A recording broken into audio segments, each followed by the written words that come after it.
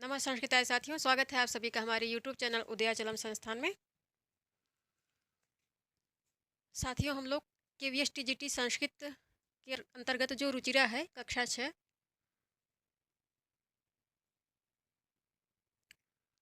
रुचिरा पुस्तक के अंतर्गत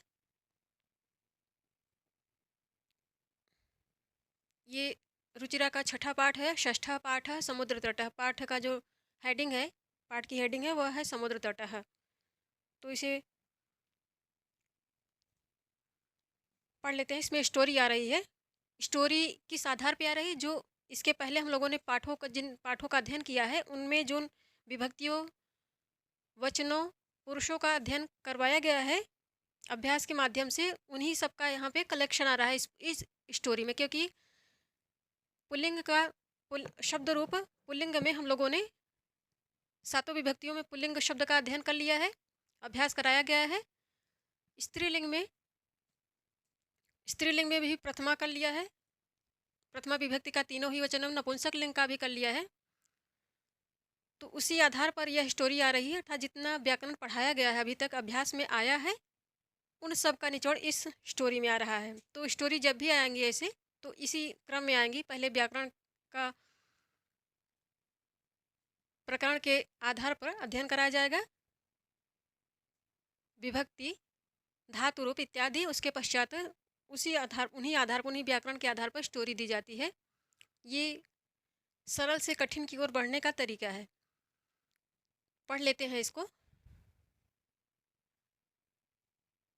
शब्द रूप चलाना हम लोगों ने इसके पहले सीखा है। पुल्लिंग में, अकारांत पुल्लिंग में शब्द रूप सातों, प्रथमा से लेकर सातों विभक्तियों में पढ़ लिया है। बालिका का भी पुल, और स्त्रीलिंग में भी, नपुंसक लिंग में निकटवाची जो सर्वनाम है एतत्, एतत् का प्रथमा द्वितीया में अध्ययन कर लिया है तीनों ही वचनों में। और दूरवाची जो सर्वनाम है तद, उसका भी अध्ययन कर लिया है प्रथमा द्वितीया में, प्रथमा विभक्ति के तीनों वचनों में, द्वितीय विभक्ति के तीनों वचनों। इसी आधार पर ये स्टोरी आ रही है। तो सबका कलेक्शन करके पढ़ेंगे। अब इसे पढ़ लेते हैं। एषः है, इसको पढ़ेंगे तो खुद ही हम लोगों को पता चल जाएगा कि जितना व्याकरण का अध्ययन अभी तक किया है उन्हीं का सबका निचोड़ है। तो एषः समुद्र तट है। यहाँ एषः क्यों आया? क्योंकि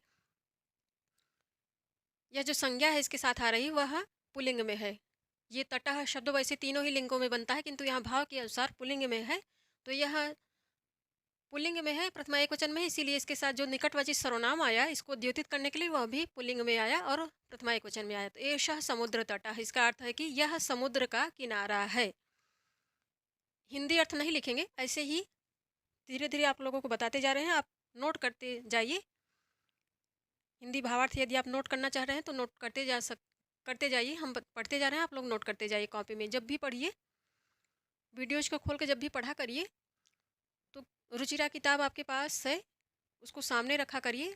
यदि नहीं है तो भी आप, यदि PDF के रूप में आपके पास एंड्रॉयड में है PDF, जैसे हमारे पास है, ये मोबाइल में हम PDF ही देख रहे हैं, PDF देख देख के ही पढ़ा रहे हैं क्योंकि अभी पुस्तक हमारे पास भी नहीं आ पाई है। तो ऐसे भी आप देख सकते हैं, अन्यथा आप पुस्तक न भी देखें तब भी यहाँ मैटर हम लिख के ही पढ़ा रहे हैं। आप कॉपी रखिए, कॉपी में जो ज़रूरी चीज़ें आ रही हैं उनको नोट करते जाइए। तो अत्र जनाः पर्यटनाय आगच्छन्ति। अत्र जनाः, ये अत्र ये स्थानवाची अव्यय है। जनाः ये पुल्लिंग शब्द है, प्रथमा बहुवचन में आ रहा है। पर्यटनाय ये चतुर्थी एक वचन में पद आ रहा है। आगच्छन्ति, जनाः कर्ता जो है बहुवचन में है, तो इसीलिए इसके साथ जो क्रिया आई ये अन्य पुरुष में है, बहुवचन में है। इस कारण इसके साथ जो क्रिया आई वह भी अन्य पुरुष में बहुवचन में आई, लट लकार में। तो अत्र जनाः पर्यटनाय आगच्छन्ति, यहाँ पर लोग पर्यटन के लिए अर्थात घूमने के लिए, पर्यटन ऐसे स्थलों को कहा जाता है जहाँ पर जिनके दर्शन के लिए जाते हैं, हम लोग घूमने जाते हैं, देखने के उद्देश्य से, उन स्थानों को देखने के उद्देश्य से जाते हैं, तो उसी को पर्यटन कहा जाता है। तो अत्र जनाः पर्यटनाय आगच्छन्ति, यहाँ लोग पर्यटन के लिए या दर्शन के लिए आते हैं, आया करते हैं, दर्शनार्थ या फिर घूमने के लिए। अब किसी पवित्र स्थल पर कोई जाता है तो उसको दर्शन का देते हैं, और घूमने के पर्पज से कहीं जाया जाता है तो उसको पर्यटन का देते हैं। यही फ़र्क है दोनों में। केचन तरंगैः क्रीडन्ति, केचन यहाँ पे चन प्रत्यय लग रहा है। ये कहा कहो के जो पुल्लिंग में मकरांत सर्वनाम है, इसका जो प्रातिपदिक है वह है किम, और इसका पुल्लिंग में जो रूप चलता है कह कौ के। तो इसी कह को विसर्ग को हटा के इसके साथ ये चन प्रत्यय लगा दिए तो हो गया केचन। अब हमें कहना है कि कोई, तो कहेंगे केचन। अब ये दो वचन में है तो कहेंगे कौचन। बहुवचन में है यदि करता तो कहेंगे के कश्चन। यहाँ विसर्ग है इसलिए इसको कश्चन लिखेंगे, कहीं विसर्ग पलट के शकार में हो जाएगा और इसको बनेगा कश्चन। कौचन दो वचन में, ये एक वचन में हो गया, ये दो में, और ये केचन बहुवचन में हो गया। इस प्रकार कश्चन यदि कर्ता एक वचन में है, पुल्लिंग में है, तो उसको कश्चन कहेंगे। यदि कर्ता दो वचन में है तो उसके साथ चन प्रत्यय लगाने के लिए कौ लगाएंगे, कौचन। और यदि कर्ता पुल्लिंग में है और बहुवचन में है तो उसके साथ केचन लगाएंगे। इसी प्रकार यदि कर्ता स्त्रीलिंग में है, एक वचन में है, तो काचन लगाएंगे। यदि स्त्रीलिंग में दो वचन में है, प्रथमा दो वचन में है, तो केचन लगाएंगे, का के केचन वहाँ पे लगाएंगे। फिर यदि बहुवचन में है तो उसको काश्चन लगाएं, काश्चन। तो स्पष्ट हो जाता है, ये पता चल जाता है कि लिंग कैसा है, ये सर्वनाम जो आ रहा है किस लिंग में आ रहा है, और अपना काम भी चल जाता है। ये चन, यहाँ चन प्रत्यय है, ये इसको चन प्रत्यय कहते हैं। इसी प्रकार चित प्रत्यय भी होता है, चित और चन। ये कोई जब निश्चित न हो तब यहाँ पे चित और चन प्रत्यय लगाया जाता है। अर्थात कहे कोई,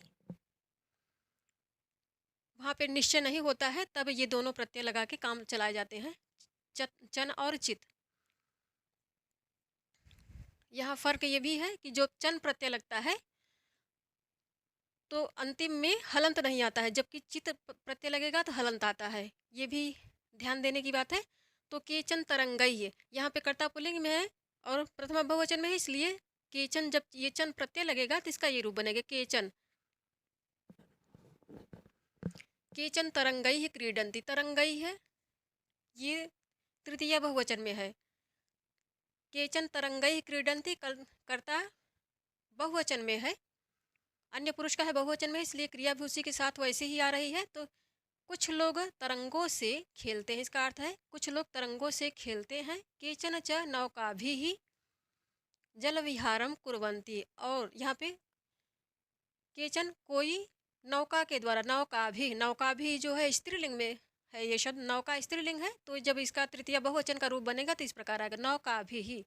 केचन अर्थात कोई, या केचन कुछ लोग तरंगों से खेलते हैं, कुछ लोग, और कुछ लोग नौका के द्वारा या नौका से जल विहार करते हैं। जल विहार अर्थात नौका विहार, जिसको आप जल विहार भी कह सकते हैं, नौका विहार भी कह सकते हैं, क्योंकि वो पानी में नौका चलती है, तो वह भी एक प्रकार का मनोरंजन है, क्योंकि वहाँ नज़दीक से जल तरंगों को देखने का अवसर मिला करता है। जल को आप स्पर्श भी कर सकते हैं, तो वहाँ भी आनंद आया करता है। जल विहार, नौका विहार में भी आनंद आया करता है। केचन तरंगई क्रीडंती, कुछ लोग तरंगों से खेलते हैं, कुछ केचन नौका भी, कुछ और कुछ लोग नौका से जल विहार करते हैं। तेषु केचन कंदुकेन क्रीडंत, उन्हीं में अर्थात समुद्र तट के किनारे जो पर्यटक आए हुए हैं उन्हीं पर्यटकों पे, तेषु सहतौ ते, ये पुल्लिंग में जब इसका तद सर्वनाम है, पुल्लिंग में इसका जब सप्तमी बहुवचन में रूप चलाएंगे तब यह बनेगा तेषु सहतौ ते तम तौ तान तेन ताभ्याम तैः तस्मै ताभ्याम तेभ्यः तस्मात् ताभ्याम तेभ्यः तस्य तयोः तेषां तस्मिन् तयोः तेषु। सप्तमी बहुवचन में ये रूप बना है। तेषु केचन कंदुकेन क्रीडंत, उन्हीं में से, उन्हीं पर्यटकों में से कुछ लोग गेंद से खेलते हैं। कंदुकेन क्रीडंत, इसमें तृतीय आ रही है, जिसके द्वारा कोई कार्य किया जाता है, तो उस अर्थ में तृतीया का विधान किया जा रहा है। तेषु केचन, उन्हीं में से कुछ लोग गेंद से खेलते हैं। बालिकाः च बालुकाभिः बालुका गृहं रचयन्ति। बालिकाः स्त्रीलिंग में, आकारांत स्त्रीलिंग प्रथमा बहुवचन में है, बालकाः प्रथमा बहुवचन में है, बालिकाः च बालुकाभिः जो सिक्ता रेत होती है समुद्र तट के किनारे, उन रेत को, क्योंकि रेत गीली होती है तो कोई भी आकार देना आसान होता है उसको, इसीलिए तो बाल सिक्ता या रेत के द्वारा या बालू के द्वारा बालक और बालिकाएं बालू से बालू का घर बालू के द्वारा बालू के घर की या बालू के घर बनाते हैं। बालक और बालिका बालू के द्वारा बालू का यहाँ पर बालुका गृहम, बालुका जब इसको तोड़ेंगे यहाँ समास षष्ठी तत्पुरुष बन रहा है। बालुकायाः गृहम, तो इसको कहेंगे बालुकायाः गृहम।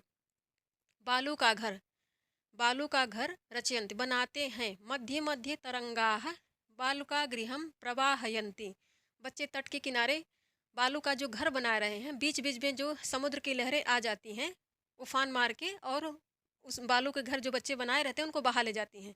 मध्य मध्य तरंगा, बीच बीच में तरंगा अर्थात समुद्र की तरंगे, जो समुद्र की लहरें बराबर उठा करती हैं, तट पे आती हैं, टकराती हैं, फिर वापस जाती हैं, फिर तट पे आएंगी, टकराएंगी, फिर वापस जाएंगी। यही क्रम रहता है सारे दिन 24 घंटे। तो मध्य मध्य बीच बीच में तरंगा, समुद्र की जो लहरें हैं वो बालू के घर को बहा ले जाती हैं। तरंगाह ये करता है, बहुवचन में है, इसीलिए इसके साथ जो क्रिया आ रही वह भी बहुवचन में ही आ रही है। बीच बीच में बाल का ये कर्म हो गया। बीच बीच में समुद्र की तरंगे आकर बालू के घर को बहा ले जा रही हैं। एषा क्रीडा प्रचलति एव, यही एषा क्रीडा करता जो है स्त्रीलिंग का है, एक वचन का है, इसीलिए इसके साथ जो सर्वनाम आया वह भी स्त्रीलिंग में प्रथमा एक वचन में आया। एषा क्रीडा प्रचलति एव, यही क्रीडा या यही खेल चल रहा है। यही खेल, ऐशा यहाँ पे यदि ही नहीं लगाती तब इसको कहते यह खेल चल रहा है, क्योंकि यहाँ पे ये निश्चयवाचक है, बलाघात करने के लिए आया, अपनी बात पे जोर देने के लिए एव आ रहा है, अव्यय है, इसीलिए कहेंगे यही क्रीड़ा या यही खेल चल रहा है। समुद्र तटाः न केवलम पर्यटन स्थानानि, तो समुद्र तटाः, तटः तटौ तटाः पुल्लिंग में शब्द रूप चल रहा है, तो ये प्रथमा बहुवचन में है। समुद्र के तट न केवल पर्यटन के स्थान होते हैं। अत्र, उसके पश्चात अत्र मत्स्यजीविनः, अर्थात जो मछुआरे होते हैं, मछुआरों की बात कर रहे हैं, मत्स्यजीविनः, इसका षष्ठी एक वचन बनेगा। यहाँ मछुआरे या फिर अत्र मत्स्यजीविनः अपि स्वजीविकाम, अत्र मत्स्यजीविनः अर्थात मछुआरे भी अपनी आजीविका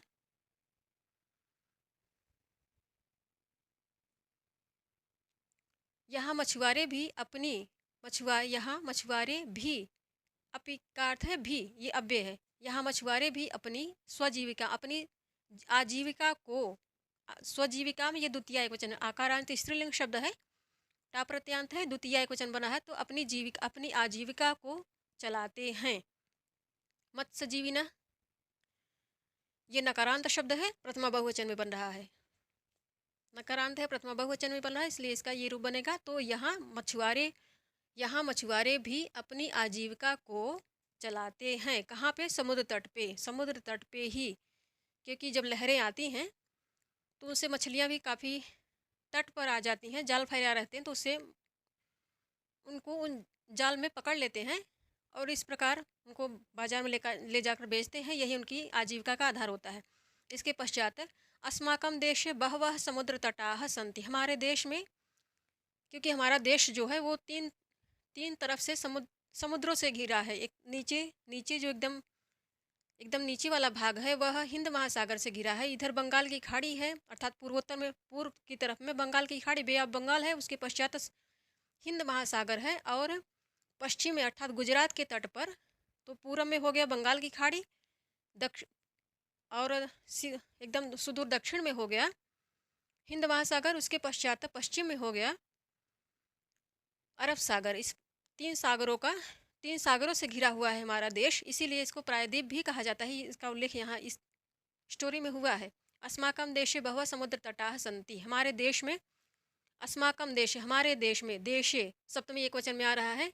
अस्माकम, हमारे देश में, ये अस्मत् सर्वनाम है, षष्ठी बहुवचन में बन रहा है। अस्माकम देशे बहवा, बहवा अर्थात बहुत से, समुद्र तटाह, ये समुद्र तटाह का विशेषण है।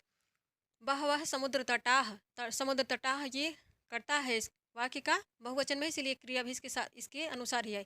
हमारे देश में बहुत से समुद्र तट विद्यमान हैं या हैं। एतेषु, अब इन समुद्र तटों में, जो समुद्र तट हैं, पत्तन भी उनको कह सकते हैं, तो इनमें, ये पुल्लिंग में है, समुद्र तट पुल्लिंग में है, इसलिए सप्तमी बहुवचन में इसको द्योतित करने के लिए एतेषु, ये निकटवाची सर्वनाम आ रहा है। एतेषु मुंबई, मुंबई, गोवा, कोच्चि, कन्याकुमारी, कोच्चि केरल में है, गोवा मुंबई में है, मुंबई में ही ये दोनों। विशाखापत्तनम, विशाखापत्तनम आंध्र प्रदेश में है, उसका तटीय क्षेत्र है। पुरी, ये उड़ीसा में पड़ेगा। अतीव प्रसिद्धा, मुंबई, गोवा, कोच्चि, कन्याकुमारी, विशाखापत्तनम, पुरी तटाह अतीव प्रसिद्धा, ये सब प्रसिद्ध है क्योंकि इनसे व्यापार खूब होता है। जो समुद्री व्यापार है वो खूब हुआ करता है, और आयात निर्यात का कार्य भी इन्हीं प्रसिद्ध तटों से ही हुआ करता है। संत गोवा तटः विदेशी पर्यटकेभ्यः, गोवा का जो तट है, गोवा तटः, गोवा का तट, यहाँ समास हो रहा है, तो गोवा का जो तट है विदेशी, विदेशी पर्यटकों से, विदेशी पर्यटकों से बहुत अधिक सुंदर लगा करता है। विदेशी पर्यटकों से बहुत ही, विदेशी पर्यटकों के आगमन के कारण, उनकी उपस्थिति के कारण, तो विदेशी पर्यटकों से बेहद ही समाधिकम, बेहद ही सुंदर दिखा करता है, क्योंकि बहुत सारे विदेशी लोग, विदेशी पर्यटक गोवा तट पे आते हैं वहाँ घूमने, देखने। तो विदेशी पर्यटकों से, ये पंचमी बहुवचन में बनेगा पद। समाधिकम रोचते, बहुत अधिक अच्छा लगता है। विशाखापत्तनम तटः वैदेशिक व्यापार है प्रसिद्ध है। इधर जो आयात निर्यात का जो सबसे ज़्यादा व्यापार हुआ करता है विशाखापत्तनम से ही होता है। जो भारत का जो निर्यात का वाला सारा जो व्यापार है वह इसी तट से होता है, क्योंकि ये बेहद ही गहरा है और उस दृष्टि से बेहद ही उपयुक्त है। तो विशाखापत्तनम तट वैदेशिक व्यापार है प्रसिद्ध है। विशाखापत्तनम जो तट है, जो समुद्र तट है, या इसे पत्तन भी कह सकते हैं, वह विदेशी व्यापार के लिए बेहद ही प्रसिद्ध है। विदेशी व्यापार के लिए बेहद ही प्रसिद्ध है, क्योंकि ये गहरा भी है और नेचुरल है। बहुत सारी उपयुक्त दशाएं हैं व्यापार, विदेशी व्यापार के लिए, इसलिए यह पत्तनम बेहद ही प्रसिद्ध है, बेहद ही कीमती भी है। कोच्चि तटः, कोच्चि तटः नारिकेल फलेभ्यः ज्ञायते, कोच्चि का जो तट है, कोच्चि यह समुद्र तट है, ये नारियल की फसल के लिए बेहद ही प्रसिद्ध है। नारिकेल फलेभ्य के लिए, तो ये चतुर्थी बहुवचन में आएगा। कोच्चि तटः नारिकेल फलेभ्य, नारियल के फलों के लिए जाना जाता है। जाना जाता है कि पूरे भारत में जितनी नारियल की आपूर्ति होती है, तो उसका काफ़ी हिस्सा जो है, लगभग 75% हिस्सा ऐसे ही क्षेत्रों से, केरल सहित जो दक्षिण के राज्य हैं उन सब से आया करता है, क्योंकि नारियल जो खेती होती है, नारियल के लिए जो अनुकूल वातावरण होता है, जो, तो ये कोरल, ये जो सब समुद्र तटीय क्षेत्र हैं, उन्हीं क्षेत्रों में ऐसा वातावरण, ऐसा वेदर हुआ करता है जो नारियल की खेती के लिए उपयुक्त हुआ करता है। तो उनमें, उन्हीं सारे क्षेत्रों में जहाँ नारियल की जो पैदावार होती है, उनमें यह कोच्चि का तट जो केरल में है, यह बेहद ही प्रसिद्ध है। तो मुंबई नगर से अब ये नारियल के लिए प्रसिद्ध है, तो स्पष्ट है कि जितना भी नारियल का उत्पादन भारत में होता है, इसका सबसे ज़्यादा स्थान होगा। मुंबई नगर से जुहू तटे सर्वे जना स्वैरम विहरन्ति, मुंबई नगर का जो जुहू तट है, जुहू तट के नाम से जो प्रख्यात है, प्रख्यात यह, इस नगर का जो तट है, यह मुंबई नगर से जुहू तटे, जुहू तटे स्पष्ट है कि ये समुद्र तट है और बेहद ही फेमस है, प्रख्यात है। इसीलिए लोग यहाँ पर स्वैरम विहरण, स्वैरम अर्थात स्वच्छंद विचरण किया करते हैं, अर्थात अपने मन से जहाँ चाहें उस तट के इर्द गिर्द, वहाँ उस क्षेत्र में, उस तट के क्षेत्र में अपना घूम सकते हैं, कोई रोक नहीं है। तो स्वैरम विहरत इसीलिए कहा गया कि अपने मन से, मन मर्जी से या स्वच्छंद विचरण कर सकते हैं। चेन्नई नगरस्य मेरीना तट, चेन्नई नगर अर्थात केरल में जो मेरीना तट है, देशस्य सागर तटेषु दीर्घतम, यह सबसे बड़ा है। चेन्नई नगर का जो मेरीना तट है यह देश के सागर तटों में सबसे ज़्यादा बड़ा है। दीर्घतम, दीर्घतम अर्थात सबसे बड़ा है। तमह यहाँ पे तम प्रत्यय लगाया जा रहा है। सागर तटेषु ये पुल्लिंग शब्द है, सप्तमी बहुवचन में आ रहा है। देशस्य षष्ठी एकवचन में आ रहा है। दीर्घतम यहाँ तम प्रत्यय लग रहा है। सबसे ज़्यादा उसकी प्रकृष्टता दिखाने के लिए ये तम प्रत्यय तब लगता है जब इसको सुपरलेटिव डिग्री आप इंग्लिश में सुपरलेटिव डिग्री कह दीजिए, या फिर हिंदी में या फिर संस्कृत में इसको तम प्रत्यय लगाने कह दीजिए। तो जो तम प्रत्यय कार्य करता है संस्कृत में, वही इंग्लिश में सुपरलेटिव डिग्री करती है। जो विशेषण की उच्चतम अवस्था होती है, कंपेरेटिव डिग्री, सुपरलेटिव डिग्री, तो ये सुपरलेटिव डिग्री आप कह सकते हैं इसको। तो चेन्नई नगरस्य मेरीना तटः देशस्य सागर तटेषु दीर्घतमः अर्थात सबसे बड़ा है। व्यापाराय ये चतुर्थी एक वचन में आ रहा है, पुल्लिंग में है। प्रसिद्ध ये भी पुल्लिंग है, प्रथमा एक वचन में। क्वचित तट है, प्रथमा एक वचन में है।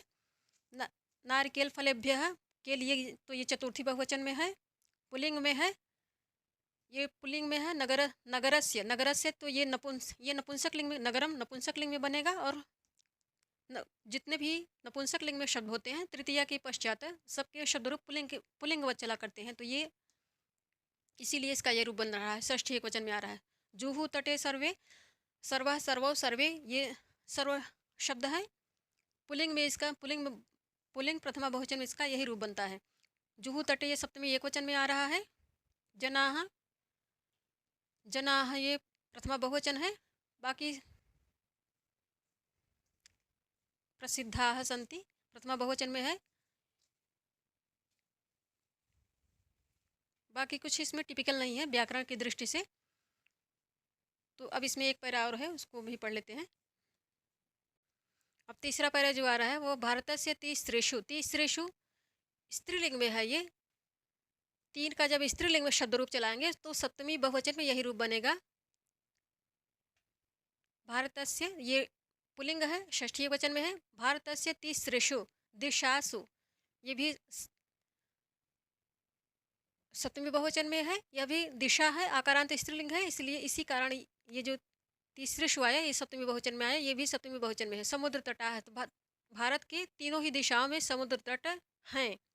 संति समुद्र तटा ही कर्ता जो है प्रथमा बहुवचन में, इसलिए क्रिया भी प्रथमा बहुवचन लट लकार प्रथम पुरुष बहुवचन में आए। अस्माद एव कारणात, इसी कारण, अस्मात पंचमी एक वचन में है, एव अव्यय है, इसी कारण से, ये भी पंचमी एक वचन में है।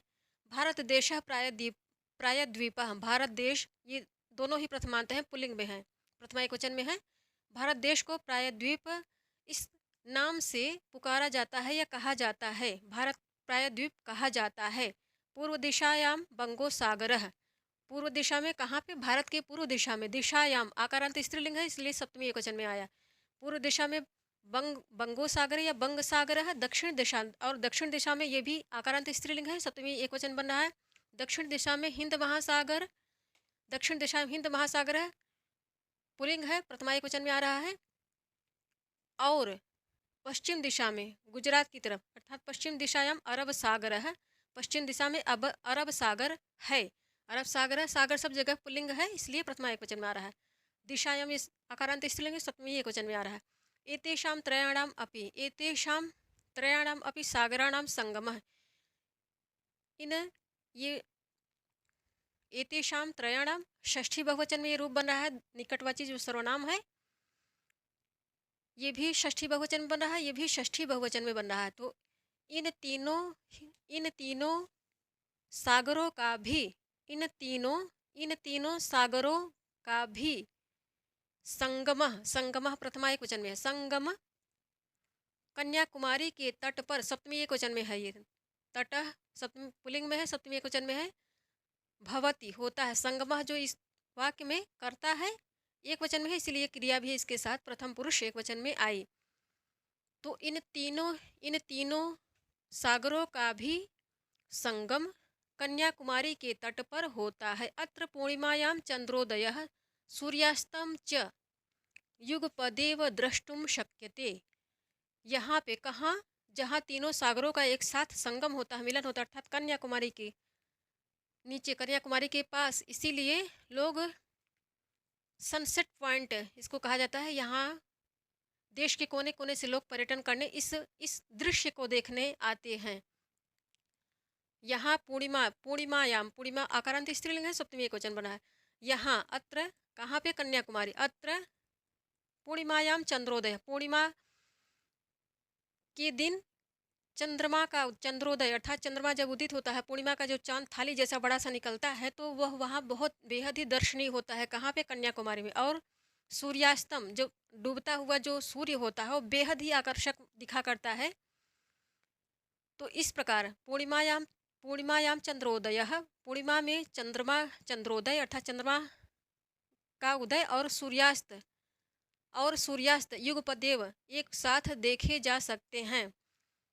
कब, पूर्णिमा को, जो पूर्णिमा होती है, पूर्णिमा के दिन चंद्रमा पूरा उगा करता है, थाली जैसा बड़ा सा, तो उस दिन, पूर्णिमा के दिन, चंद्रमा चंद्रोदय और सूर्यास्त को एक साथ वहाँ पर देखा जा सकता है। कहाँ, कन्याकुमारी में जो सनसेट पॉइंट है, उस स्थल पे इस दृश्य को, इस नज़ारे को देखा जा सकता है। बेहद ही आकर्षक और बेहद ही लुभावना यह दृश्य हुआ करता है। इसीलिए देश के कोने कोने से लोग इस स्थल पर आते हैं और इस घड़ी में वहाँ पे रुका करते हैं। इस दृश्य को देखने के लिए लोग चंद्रमा, इस पूर्णिमा का इंतजार करते हैं। ऐसी पर्यटन की योजना बनाते हैं ताकि पूर्णिमा के दिन यह नज़ारा वो देख सकें। तो ये हो गया इसका समुद्र तटः का भावार्थ। अब इसमें जो शब्दार्थ आ रहा है उसे पढ़ लेते हैं। समुद्र तटः, इस षष्ठम पाठ का शब्दार्थ भी पढ़ लेते हैं। समुद्र तटः, समुद्र का किनारा, सी बीच इंग्लिश में कहेंगे। पर्यटनाय, घूमने के लिए, फॉर एक्सकर्शन, तरंगई, लहरों से या के साथ, विथ वेव्स, नौका भी, नौकाओं के द्वारा, बाय द बोट्स, जल विहारम, जल क्रीड़ा, वाटर गेम, बालका भी, बालुओं से, विथ सैंड्स कहेंगे इंग्लिश में, बालका गृहम, बालू का घर, घरौंदा, सैंड्स या सैंड हाउसलेट, सैंड हाउसलेट कहेंगे इंग्लिश में, मध्य मध्य, बीच बीच में, एट सम इंटरवल, प्रवाहयंती, धो देते हैं, बहा देते हैं, वॉश आउट इंग्लिश में कहेंगे, प्रचलती एवं, चलती ही रहती है, कीप्स गोइंग ऑन इंग्लिश में कहेंगे, पर्यटन स्थानानि, घूमने की जगह, तो टूरिस्ट स्पॉट कहेंगे इसको।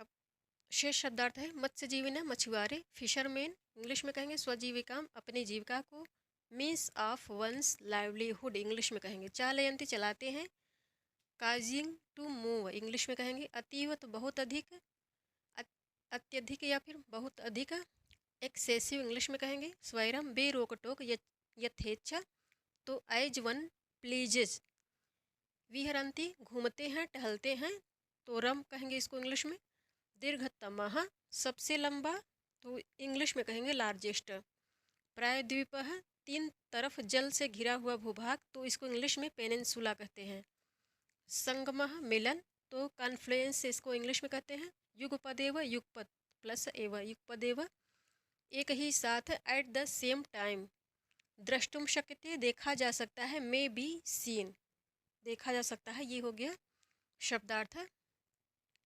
तो हम लोगों ने कक्षा 6 की जो रुचिरा है उसका समुद्र तट 6वें पाठ का अध्ययन कर लिया। धन्यवाद साथियों आप सभी का।